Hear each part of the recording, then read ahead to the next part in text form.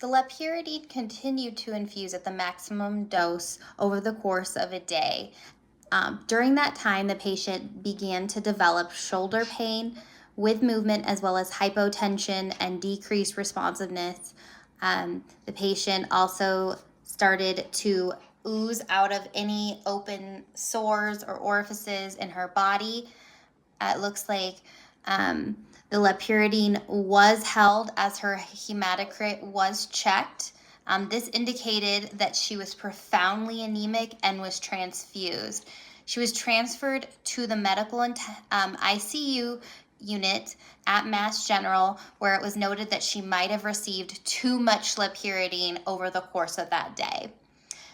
Unfortunately, at that time, the drug was, it had been too late, although the drug was discontinued, and the patient continued to suffer from profound anemia and began oozing from all IV sites. Unfortunately, the patient had passed away the next day from a hemorrhage.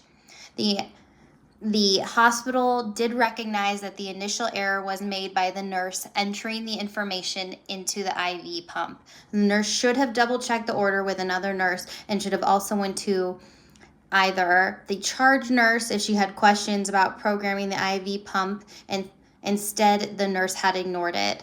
The PTT level sample that was taken by a different nurse that appeared to be compromised should have also been retaken, and it was not retaken.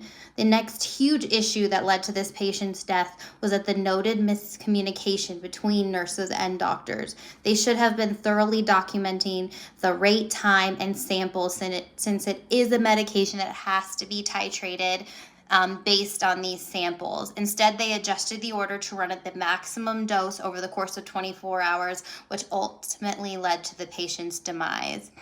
It was determined that the day nurse understood the intended dosing but made an error when entering the dose into the IV pump.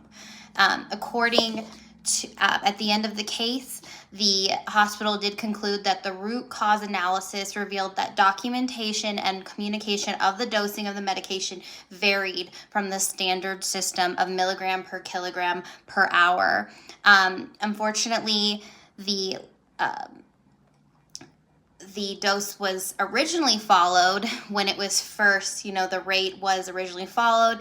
Then after that, due to the compromised sample, it was no longer followed, as well as when the nurse entered the incorrect information into the machine as well.